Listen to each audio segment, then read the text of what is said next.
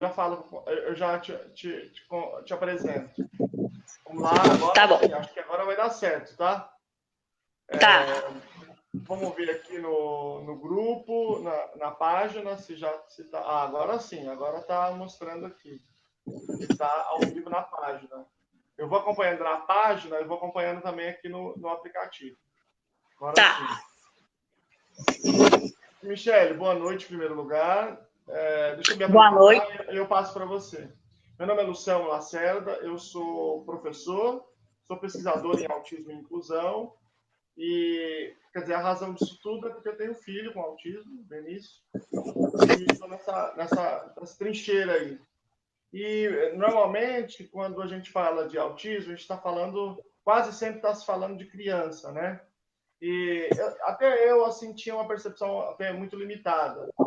E aí, quando eu comecei a ver e pensar que meu filho, né, está crescendo, já está com 10 anos, e aí a gente começa a pensar em outras coisas, e aí tem recentemente, um interesse em discutir vida adulta, e por isso o convite a você. Eu vou pedir para você se apresentar aí para os espectadores.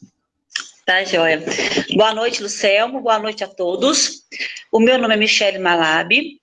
Eu sou mãe do Pedro Miguel, que hoje está com 15 anos. Também foi a razão disso tudo, porque o Pedro foi diagnosticado com autismo leve em 2005, então com 3 anos e meio de idade. E após o diagnóstico do Pedro, eu passei aí, né, junto com ele. Ixi, peraí. Passei aí com o Pedro nas terapias, né?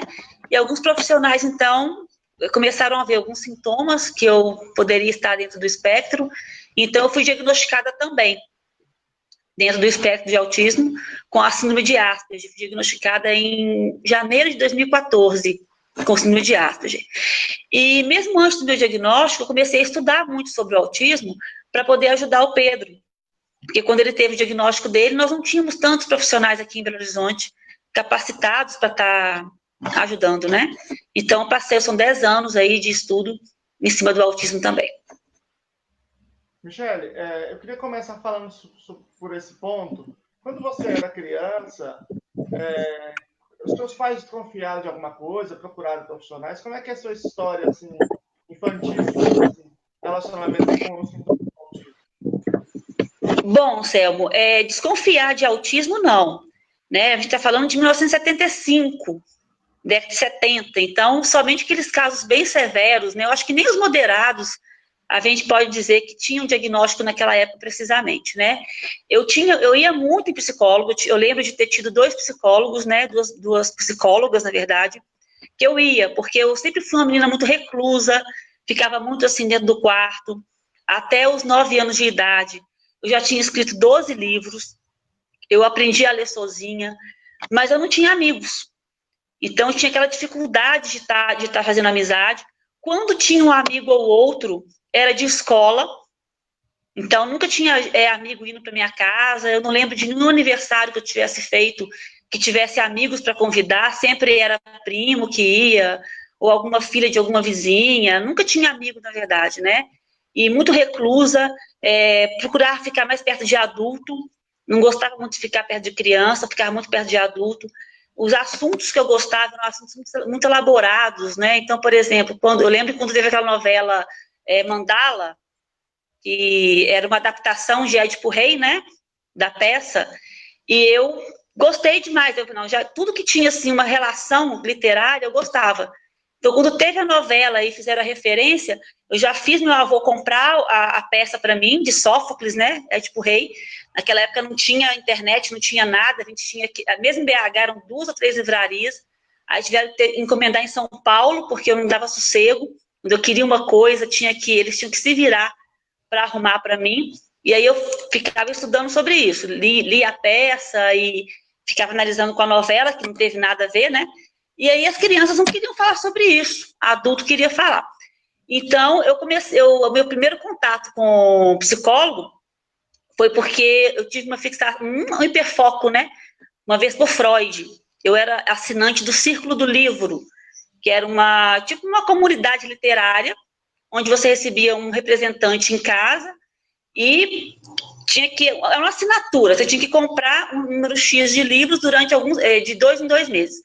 Então, eu era sócia mais nova, tinha 9 anos e eu já era sócia do Círculo do Livro, né? E aí lia muito, ficava lendo. E aí, nessa brincadeira de ficar sempre comprando livro, eu comprei as 2 edições, são os 2 volumes do Interpretação de Sonhos, de Freud. E aí eu comecei a me interessar por hipnose. E comecei a fazer isso nas meninas na minha sala, da escola. E foi a primeira vez que eles, então, falaram assim, não, isso não está normal. E levaram, né, pro psicólogo na época. Aí disse que eu era muito inteligente, essas coisas, mas que era trauma.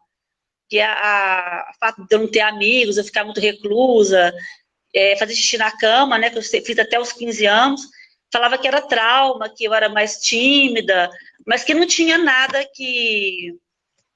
Não tinha nada. Aí, depois de um tempo, lá para os 13 anos de idade, eu comecei a ficar muito agressiva. Não sei se foi por causa de menstruação, de entrando em puberdade, essas coisas, né? Aí levaram de novo. Aí, nessa época, eles me diagnosticaram com ansiedade e começaram a entrar com medicação. E também tinha alguns quadros depressivos. Mas autismo nunca falaram nada. Nessa época, não. Também porque era separado, né? E o Asperger não era talvez tão conhecido, né? Deixa eu dar uma boa noite aqui para a Selma, o Daniel Carmo, Daniel, professor, parceiro aí, fera. Nessa época, como você tinha um diagnóstico separado também, acabava que o percentual era menor, né? Os clínicos também não tinham muita consciência, e talvez isso dificultava um pouco essa identificação. E também, como é uma condição um pouco mais leve, ele fica num paradoxo, né? Por quê? Por um lado, o mais leve é mais leve, portanto, tem mais condições de desenvolver certas habilidades, que são habilidades funcionais. Por outro lado, por ter essa condição, acaba passando um pouco mais despercebido e essas necessidades muitas vezes não são atendidas. E aí surge esse quadro, por exemplo, que você falou da depressão. Deixa eu só dar boa noite aqui para a Ana Carmelita, para a Lilica Kids, tudo bem? Pessoal, uma sugestão para vocês, compartilhem aí a live na linha do tempo, porque aí seus amigos que estiverem vendo aí, estiverem na internet, podem ver também e já entrar aqui, fazer perguntas, né, participar. Nelma também, Nelma Paz, boa noite também. E eu queria que você falasse um pouco disso da depressão, porque sempre aparece o seguinte discurso, que os dados, muitas vezes eles querem ter amigos, mas não sabem como fazer essa amizade. E aí a depressão é clara. Como é que você sentia isso como adolescente e como adulta também? Foi muito ruim, porque eu sempre fui muito inocente. Até hoje, graças ao diagnóstico, eu tive acesso à terapia cognitivo-comportamental, então eu consigo levar essas demandas e eu consigo, me programar. Hoje eu estou um pouco mais... um escudo, a gente faz um escudo e consegue identificar algumas malícias, algumas coisas. Mas na infância e na adolescência, não. O que eu sentia era assim, eu percebia que alguma coisa em mim estava errada, porque eu afastava as crianças, né, os meus pares. Eles sempre se afastavam de mim e eles só se aproximavam quando eles queriam alguma coisa, quando eles queriam obter alguma vantagem, se fosse uma merenda, fosse uma borracha cheirosa. As amizades, como é que se davam? Eu tipo que subornava para ter amigos. Eu comprava amigos. Teve até até é muito ruim falar sobre isso, mas teve uma época em que eu estava na 5ª série, já estava com 11 anos de idade, ou seja, já estava grandinha, né? E eu tinha uma coleção de borrachas cheirosas. Aquelas borrachinhas, né, que menina tem. E eu tinha muita, porque muita prima me dava, meus avós, eu fui criada por avós, então eu sempre fui muito mimada nesse sentido. E por eles perceberem essas dificuldades minhas, que em casa eu ficava muito agressiva, eu acho que eles tentavam compensar, porque tudo que eu pedia eu tinha de material. Fosse livro, fosse borracha, sempre que tinha um hiperfoco. Na época eu falava que era mania, né? Eu cismava com uma coisa e queria. Eles me davam. Então devia ter umas 200 borrachas numa caixa, e as meninas ficaram loucas. Eu começava a ir na escola cada dia com uma borracha diferente, elas ficavam loucas. Aí começaram a me pedir, E aí, quando eu dizia não, elas disseram, como elas sabiam que eu queria estar perto delas, eu sempre ficava perto delas ali tentando estar junto, mas não conseguia conversar nem nada, elas diziam assim, se você me der uma borracha, eu sou sua amiga. Só que eu não tinha noção, e eu fui ter essa noção só na fase adulta, né, um pouco depois dos 30, da qualidade de uma amizade. Eu confundia muito colega com amigo, com conhecido, fazia uma salada com isso tudo. E aí eu comecei a dar essas borrachas, e elas pegavam a borracha e falavam comigo ali 2, 3 minutos e saíam. E eu achava que era amigo. Até que a borracha ficou assim, quase sumiram as borrachas. A notícia espalhou, né? E de repente eu tinha assim 300 amigas na escola. E não tinha borracha quase que nenhuma. Aí a diretora da escola descobriu isso, chamou as meninas e falou, olha, eu lembro disso direitinho, falou assim, vocês estão abusando dela porque ela é muito boba, ela é muito inocente, vocês vão devolver essas borrachas. Ela chamou os pais dessas meninas para conversar, mas não chamou a minha família, não chamou meus avós, né, para poder estar falando do que estava acontecendo comigo. Porque não era normal a menina sair dando borracha para os outros. O mesmo acontecia na merenda. Às vezes eu levava merenda para a escola, né, levava chocolate, essas coisas, e aí elas chegavam. Para mim, travou. O pessoal pode comentar aí se é só para mim ou se é geral. 3 amigas âncoras. Voltou? Eu tinha algumas amigas âncoras que estavam do lado ali, mas era muito pouco e sempre condicionado a dar alguma coisa em troca. Só que aí a questão da comida, né, da merenda, uma vez eu lambi um chocolate, eu queria o chocolate, e aí elas estavam querendo pedir o chocolate e ficavam pouco perto de mim. Entre comida e entre relação pessoal, eu acho que a comida vence em qualquer circunstância, né? E aí eu peguei e lambi esse chocolate da frente e atrás, na hora que elas estavam aproximando. Aí elas desistiram de chegar perto de mim e foram embora. Então tinha muito disso. Eu copiava muito também as meninas. Eu tentava ser como elas para ser aceita, mas eu acho que não funcionou muito, não. Não, né? Deixa eu dar uma boa noite aqui para Ana Maria Niquinha, para Gisela, para acho que agora que voltou, Natália. Ana Carmelita, ela perguntou se os exames são só psicológicos. Ana, não são só psicológicos. Eles, em geral, vários profissionais fazem, né? Os exames são multiprofissionais, mas eles são só clínicos, ou seja, só de observação.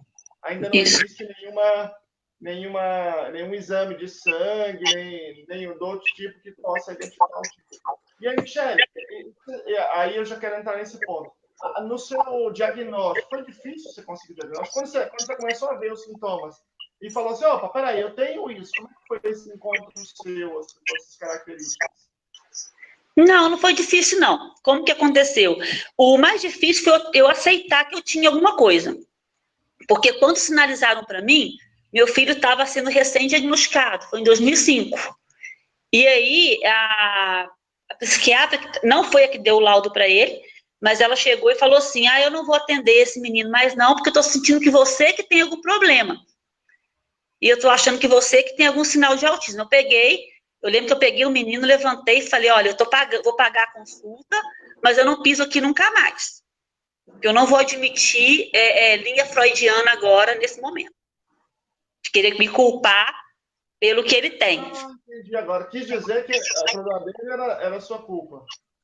Porque é genético, né? Se eu tenho e ele tá com sintoma... Claro. E eu, naquele momento, o peso da genética é muito forte. Então, eu não queria aquela culpa, eu não queria aquele peso, né? Eu tava com um filho ali que eu não sabia se ele ia falar. Eu não tinha nenhum prognóstico do Pedro. Ele era muito pequenininho e você sabe que até os 4 anos os sintomas são muito parecidos. Sim. A gente não sabe, a não ser aquele caso que tem uma deficiência intelectual muito severa, não dá para saber qual que é o prognóstico tão bem, né? Tinha ausência de fala, tinha tudo. E aí eu peguei, não mexi mais com isso. Quando o Pedro já estava foi em 2013, ele já estava com uns 10 anos, eu acho, 9 ou 10 anos, que eu tive um episódio muito forte de depressão, e eu fui ficando com muitas complicações sociais, piorei algumas coisas, e meu esposo pediu, falou, Michele, olha, a gente tem que olhar isso, alguma coisa, sabe? Ele já sabia, já começou a perceber que tinha muitos sinais. Eu nunca fiquei me colocando muita coisa, pelo contrário, a primeira vez que eu me identifiquei mesmo com o autismo foi quando eu li o livro da doutora Temple, O Menino Estranha. E tinham até alguns episódios lá que foram idênticos comigo, tipo assim, de eles pegarem e mandarem eu fazer coisa errada na escola, e eu fazer a coisa, porque eu não sabia se era errado ou se era certo. Colocar taxinha debaixo de banco de professor, colocar perfume dentro de água, de filtro de água, porque eles disseram, se você não fizer, a gente não conversa com você. Então, quando eu li o livro dela, é que eu comecei a perceber. E também, aí eu parei de ler na metade, porque eu não queria ver aquilo também. Mas aí, em 2013, no final de 2013, meu esposo me pediu para poder estar procurando uma orientação para ver o que eu tinha realmente. Né? E aí que eu cheguei no meu psiquiatra, que é o Dr. Bruno Lúcio de Oliveira, aqui de Belo Horizonte, e ele, depois de 3 sessões, a primeira sessão, ele fez uma entrevista comigo, a segunda sessão, ele fez uma entrevista com meu marido, na terceira sessão, ele fez uma entrevista com uma tia, que conviveu comigo na infância. Então, ele fez toda uma anamnese com essas 2 pessoas também, porque tinha coisa que eu não lembrava da infância. E se você me falar algumas coisas que você vai me perguntar, eu vou dizer que eu não tenho. E só quem convive com um autista adulto que sabe se tem ou se não tem. Então, muita coisa da gente não sabe responder. Aí, depois dessa anamnese, ele fez alguns testes também, que eu acredito que é de teoria da mente, que era de reconhecimento facial, fez uns testes assim, e aí ele deu o diagnóstico para mim. Não foi difícil, não. Foram 3 sessões, foi em torno de uns 2 meses, mais ou menos. Você citou a teoria da mente aí, eu já vi que você faz umas palestras sobre isso. Você pode explicar rapidamente para o pessoal que está assistindo aí o que é? Tá, eu vou tentar, que eu estou sem slide, eu não consigo muito sem slide.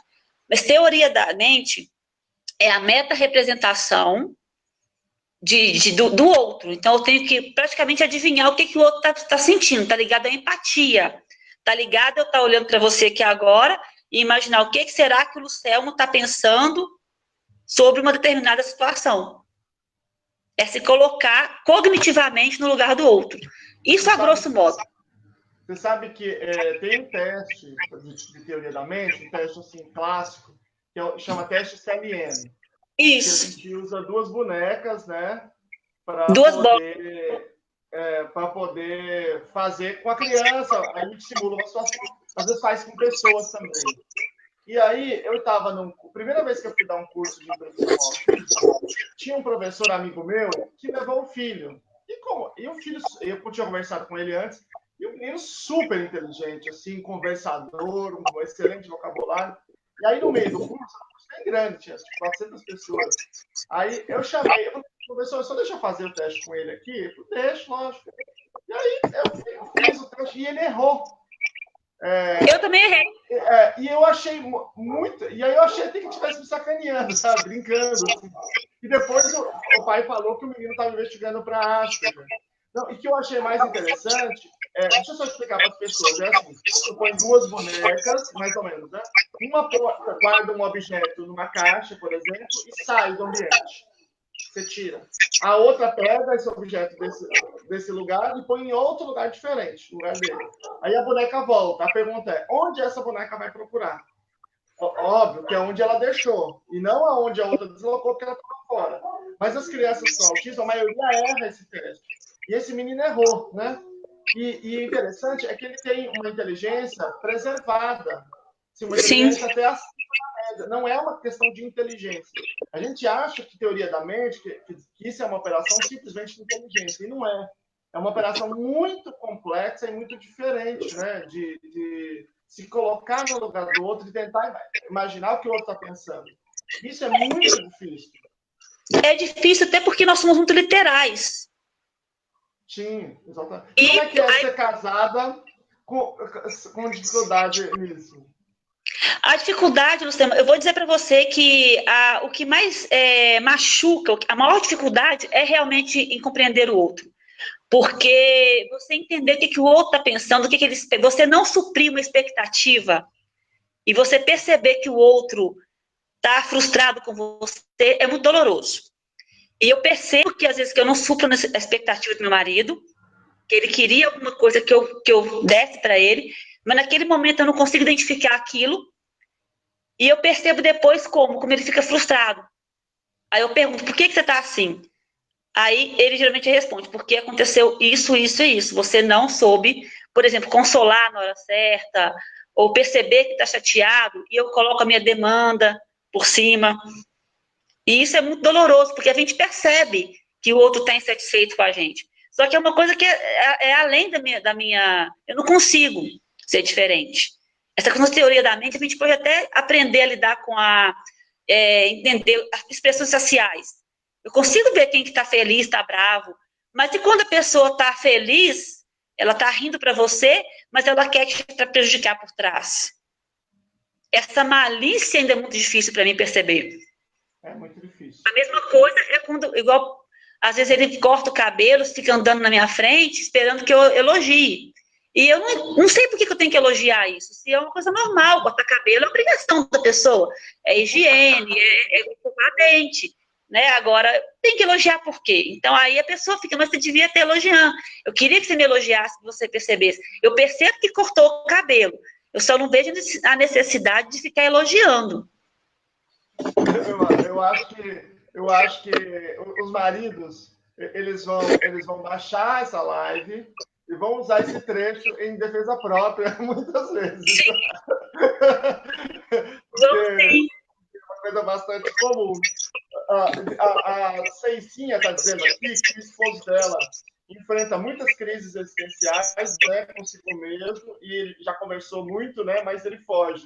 Eu acho que ela está desconfiada aqui. Aliás, se alguém mais estiver desconfiado, dá um depoimento aí de alguém, né, um adulto, um cônjuge, né? A Ieda é mãe também. Quando ela pensa na infância, ela vê muitos traços. Ali tem várias. A Natália Spinelli está te elogiando muito aqui. A Natália, que é uma grande profissional. Natália, ainda te amo. Vou te ver lá em Goiânia. Então, ela eu já vi umas oportunidades que vocês estiveram juntos e tal, os depoimentos. Boa noite, Adriana. Obrigado pelo elogio. Já que a Ieda falou isso aqui, eu queria puxar um pouco para esse lado. A Ieda, não, a Leda, desculpa. Eu queria puxar um pouco para esse lado. Eu vejo em mim muitas características também. Mas eu nunca precisei, eu não preciso dar ajuda, então eu digo que eu não tenho autismo, né? Porque eu não preciso dar ajuda, mas eu percebo traços. A Leda está dizendo que percebe também que ela é mãe. Normalmente, os pais, por esse caráter genético, já têm muitos traços, né? Mas onde que fica a divisa, a fronteira entre ter e não ter? Eu quero saber o seguinte: em algum momento você se perguntou assim, para que eu quero esse diagnóstico? Será que eu quero mesmo? Como é que você sentiu essa fronteira aí? A fronteira, que eu acho que se ter ou não, a gente sabe que existe fenótipo ampliado. 70% dos pais de crianças com autismo têm alguma característica. Agora, esse conjunto de características, ele tem que trazer um prejuízo funcional. Se não existe prejuízo funcional, não se pode falar em autismo. Por exemplo, eu tenho 3 faculdades começadas e não concluídas. Por quê? Porque o foco começa, estou com muita vontade, quero aquilo. De repente, o foco some. Na hora que o foco some, não tem jeito. Aquilo não volta. Por exemplo, dificuldade em manter empregos. Eu tenho muita dificuldade em manter emprego. Porque começo a entrar em outras áreas, querer falar mais, ensinar para o chefe, falar que o chefe está errado. Acontece muito isso, a gente fala assim, não, aí chegar a ponto e falar assim, você sabe mais do que eu? Sei mais que você, sim. Então, essa falta esse controle inibitório que falta, e isso não é intencional, isso acontece, isso sai. Quando eu vejo, eu já fiz. Então, eu tenho muitos prejuízos funcionais, por exemplo, as minhas amizades, hoje, são todas relacionadas à TEA. Porque a Natália é uma grande amiga, é uma irmã mesmo, porque elas me compreendem. Agora, amizade normal mesmo eu não tenho. Quem me conheceu uns anos atrás, hoje eu estou muito mais controlada. tem medicação que acertaram, tem a questão também da terapia que eu estou fazendo, mas eu, antes do diagnóstico, eu estava totalmente sem tratamento, eu não podia ficar num grupo dessas coisas de Orkut, de Facebook, porque eu não conseguia administrar as críticas, as frustrações, eu explodia com muita facilidade, eu não entendia muita malícia. Hoje eu consigo entender muito isso. Então, eu acho que esse divisor mesmo é a desarmonia funcional, o prejuízo funcional. Porque características muitas pessoas podem ter, não só de autismo, mas de depressão, bipolaridade, você sabe disso. Agora, quando traz prejuízo, a gente está falando de um diagnóstico, de um laudo. Quando não traz prejuízo, não há o que se falar em diagnóstico. E é muito bom ser tocado nesse assunto, 2 pontos. Primeiro que os sintomas têm que estar presentes na infância. Tudo isso que eu estou relatando, tudo isso foi constatado lá atrás. Algumas coisas eu melhorei e outras coisas permaneceram aqui, atrapalhando minha vida hoje. E o segundo ponto é que esses prejuízos que estavam na infância e que me acompanham na vida adulta me trazem um prejuízo real. Alguma coisa que eu posso pontuar que realmente me atrapalha. Agora, o papel, o que o laudo mudou? Nada. É só um pedaço de papel. Tá aqui, ó. Não mudou em nada. A única coisa que ele mudou é que eu comecei a ter tratamento. Eu pude procurar um profissional especializado em terapia cognitiva, porque eu fazia psicanálise, não adiantava nada. Não tinha nenhum efeito. E a cognitivo, eu já levo a demanda, ó, tá acontecendo isso, isso e isso. Hoje o WhatsApp ajuda muito, às vezes acontece alguma coisa, eu já printo a conversa, mando para a terapeuta, o que a pessoa está querendo dizer aqui? Ela está sendo irônica comigo? Porque a pessoa tem medo de colocar aquele risinho na frente, né? Ou a carinha ou o riso. Quando é um amigo, a gente conhece muito, a gente sabe que aquilo é brincadeira. Mas tem gente que faz isso, a gente não sabe se é brincadeira ou se não é. Exatamente. Então, ajudou muito nesse sentido de ter ajuda, ter tratamento. Agora, falar que facilitou minha vida, não. Tem que continuar. Talvez para compreender, né? Também para se compreender, para digamos assim, se desculpar às vezes, porque às vezes uma situação foge do controle mesmo, né? A Natália está perguntando se você já fez outras terapias, aí você já falou, né? Fez psicanálise e agora a terapia cognitivo-comportamental, né? Com foco em habilidades sociais, é isso? Não só foco em habilidades sociais, o foco é mais teoria da mente mesmo. Entendi. Porque ainda é uma grande dificuldade minha, por isso que eu faço essa palestra de teoria da mente, porque eu uso muitos meus exemplos. Eu sempre tive muita dificuldade de decodificar o outro. E essa dificuldade já me deu prejuízo. Eu já entreguei até uma vez, eu trabalhava num banco, tinha meus 25 anos, né?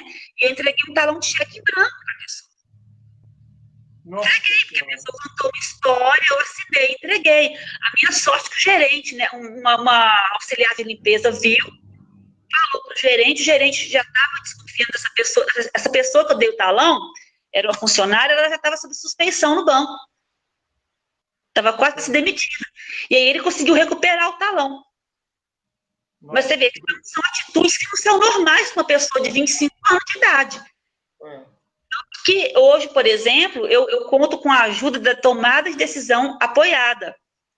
Eu não posso assinar nenhum documento sério, vendendo algum bem ou comprando alguma coisa, se meu esposo ou a minha tia não assinarem junto comigo, para me proteger justamente dessas questões.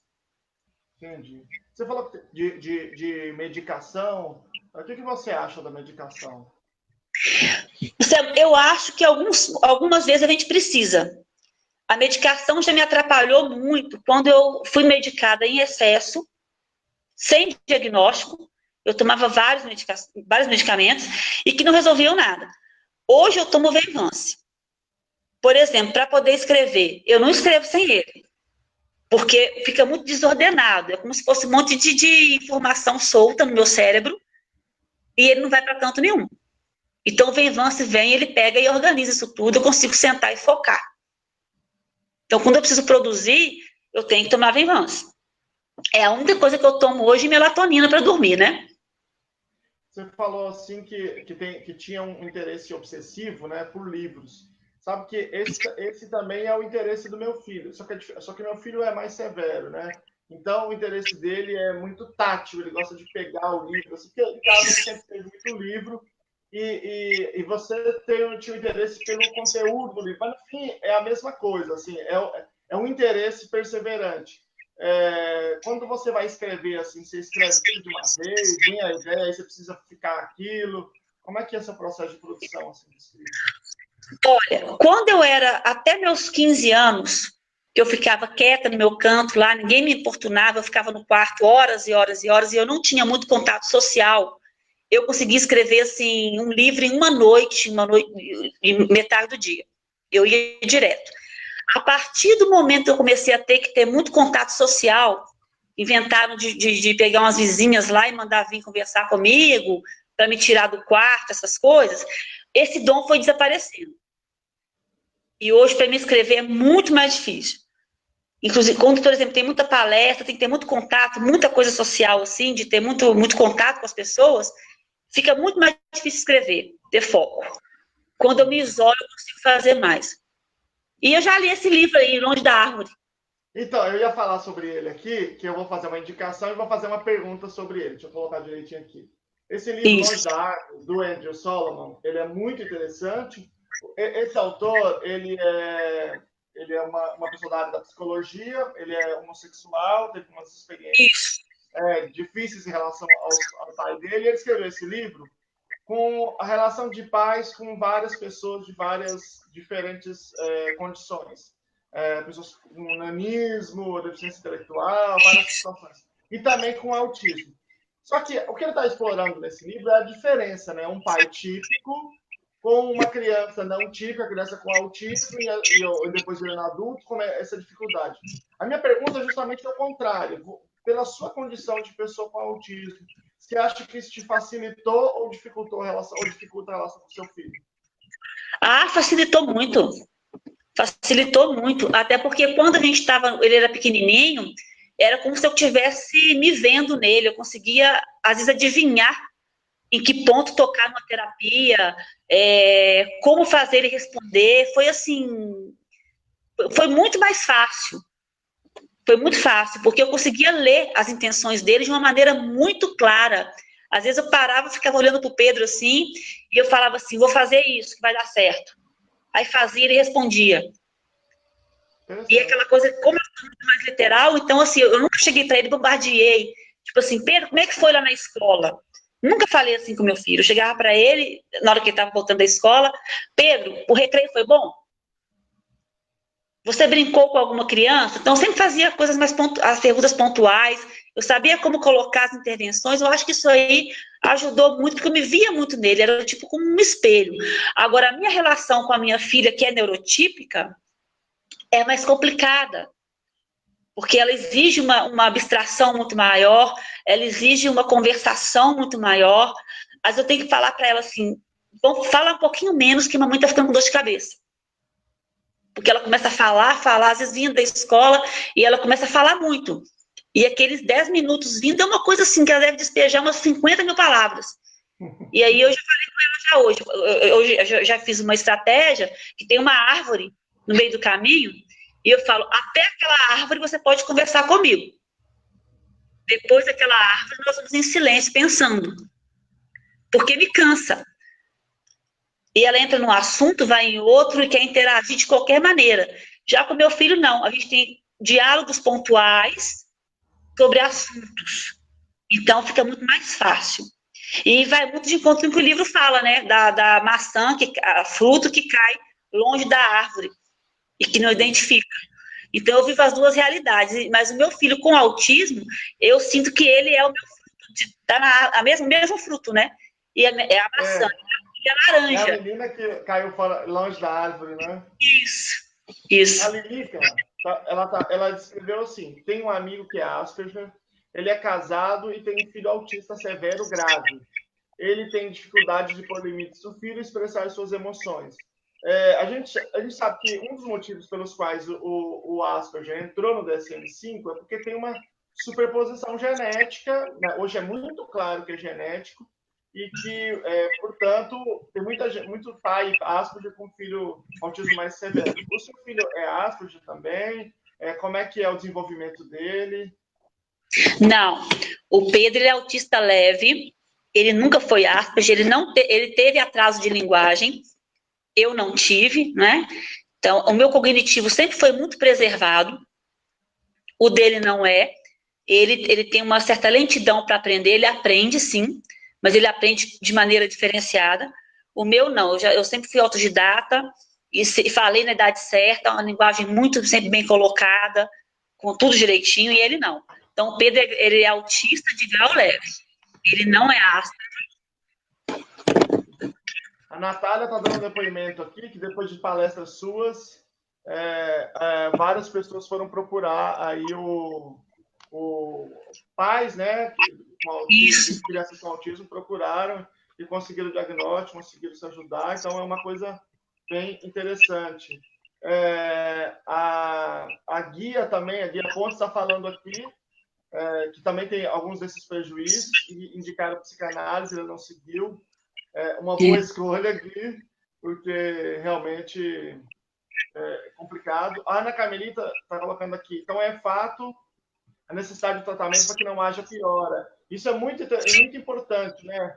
Você fazer essa manutenção. E você já sentiu vontade de parar o tratamento, Michele? Não, Selmo, pelo seguinte, o tratamento, as pessoas têm mania de confundir um pouco, né? Quando a gente está lidando com a criança e com o adolescente, às vezes existe uma melhora muito grande e fala, vamos dar alta, né? Aí dá alta e a mãe fala, meu filho saiu do espectro. Isso não existe. Ele vai crescer, a demanda vai mudar. Vai ficar um pouco mais difícil, vai ter que voltar para o consultório. Então, por exemplo, o tratamento, quando a gente fala em tratamento, é em tudo. Por exemplo, eu tenho que lidar com a minha ingenuidade. Se eu não faço tratamento, eu vou ser presa fácil. E isso é uma coisa que eu tenho que treinar. Eu tento cair no buraco, vou colocar uma metáfora, né? Manda aqui cair no buraco, normalmente é para se aprender para não andar ali mais. Só que eu não sei o que acontece comigo, porque eu não aprendo dessa forma. Então, eu vou cair naquele buraco umas 10 vezes para poder aprender. Então, na terapia, eu vou cair 2 ou 3 no máximo. Entendi. Terapia, por exemplo... Tem coisas sociais, né? Questões sociais, de emprego, por exemplo. Eu acho muito interessante. Quando eu iniciei o emprego um tempo atrás, eu procurei minha terapeuta para ela me orientar. Eu levava as demandas para ela. O povo tem mania de fazer brincadeirinha, eu não entendo muito brincadeira, né? Então, às vezes a pessoa fala alguma coisa brincando, rindo, fala, mas é verdade mesmo? Você está falando sério? E a pessoa continua brincando, e fala, mas você está falando sério? E como a gente tem uma deficiência, né, tem um síndrome que é invisível, né? As pessoas começam a achar que aquilo ali é frescura, que tá fazendo de gracinha, e não é, realmente a gente não entende essas coisas, né? Então, com o tratamento, com a terapia, a gente lida muito melhor com essas coisas. Eu, por exemplo, é muito, muito fácil um Asperger ser vítima de abuso, principalmente abuso emocional. Vem uma pessoa, às vezes, que vê aquela fragilidade, né, que tem um cognitivo muito preservado, e vem e querem abusar da boa vontade da gente. É muito fácil acontecer isso. Então, na terapia, se trabalha isso também. Eu levo qualquer coisa que a Natália é uma terapeuta também. Eu quando dou mando para ela e falo, o que você acha? Como que eu acho? Essa pessoa está querendo realmente o meu bem? Essa pessoa realmente está sendo sincera? Porque eu tenho muita dificuldade em identificar, mas muita dificuldade mesmo. Tem algum carro aqui próximo que já desligou. Estava com uma buzina aqui, mas é que alguém tinha. Eu tenho uma outra pergunta. Esse terapeuta que você está hoje é o mesmo que você começou? Você passou na mão de terapeutas ruins? Porque esse é um problema no Brasil, não? Você ou seu filho. Tem muita gente mal formada, muita gente que trabalha mal. Como é que você vê isso?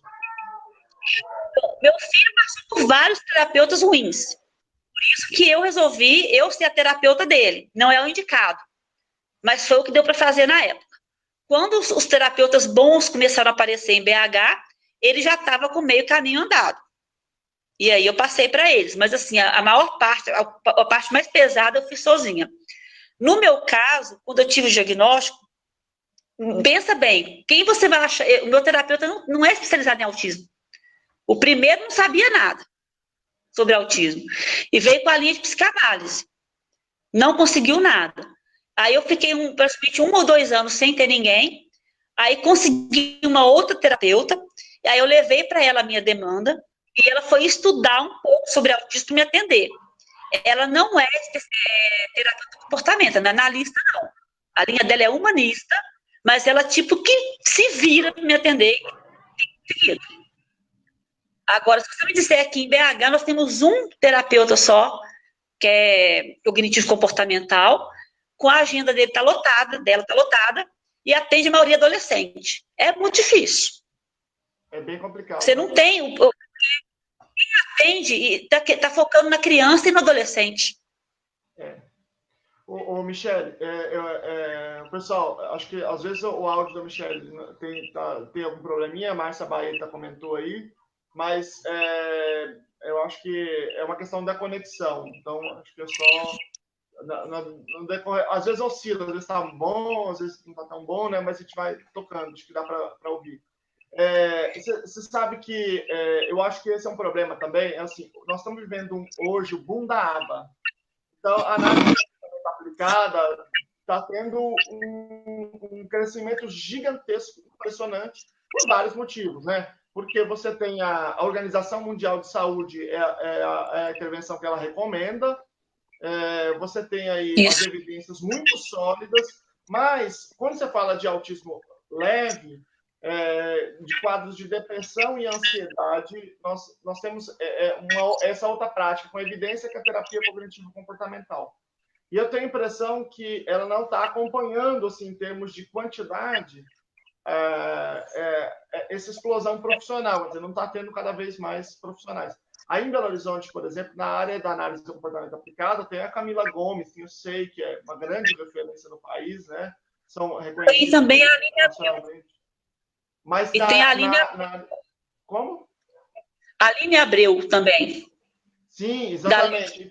Então, mas na área da terapia cognitivo-comportamental, eu acho que não tem acompanhado ainda esse boom. Acho que é um problema aí, quando a gente fala principalmente de autismo mais leve, né? Sim, para você ter uma ideia, até as crianças não estão tendo, eles não estão tendo como atender. São somente 2, 3, na verdade, sendo que uma está com a agenda fechada, que foi a Maria Isabel Pinheiro, que é umas pioneiras. Então, são 3 excelentes profissionais, mas que você raramente consegue encaixar. E para adulto, realmente é mais difícil, porque as pessoas pensam em atender um adulto ou uma criança, vai priorizar a criança, em termos de agenda. Claro. E o que eu acho também, Luciano, que as universidades têm que ser alertadas, porque a maioria dos psicólogos que estão se formando, a maioria vai ou para psicanálise ou para humanista.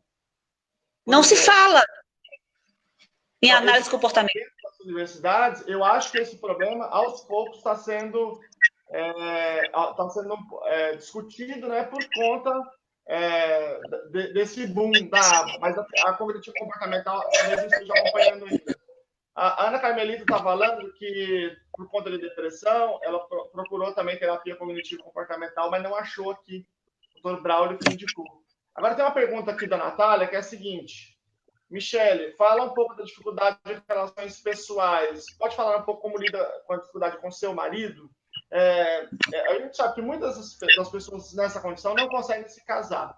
Como é que você conseguiu casar? Como é que você consegue manter o casamento com essas dificuldades? Seu marido é compreensivo? Melhorou depois do diagnóstico?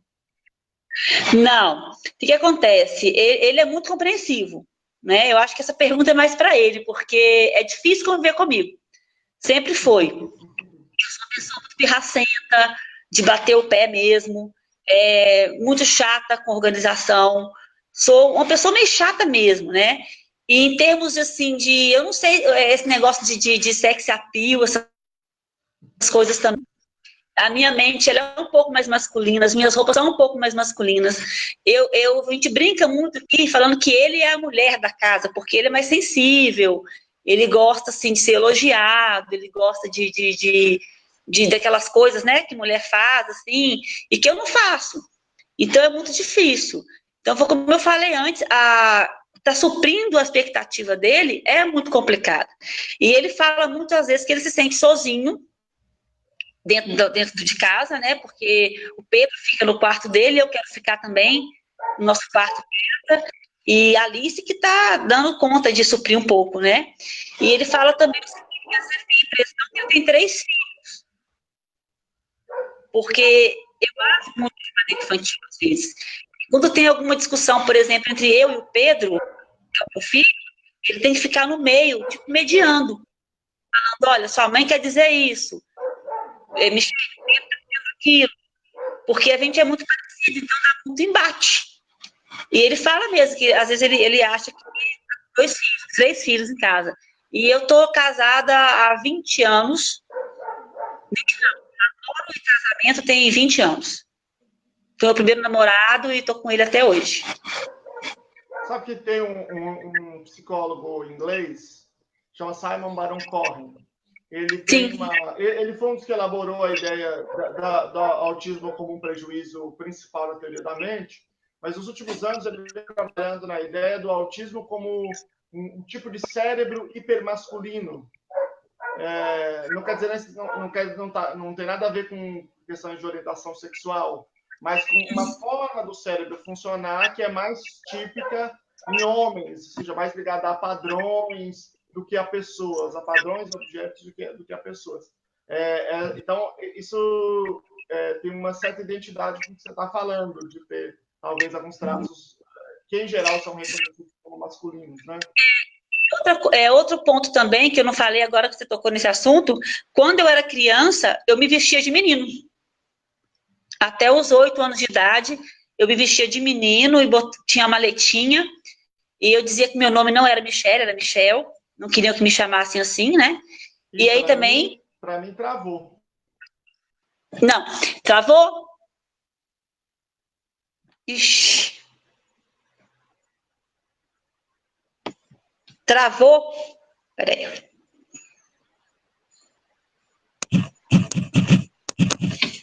Vou voltar lá.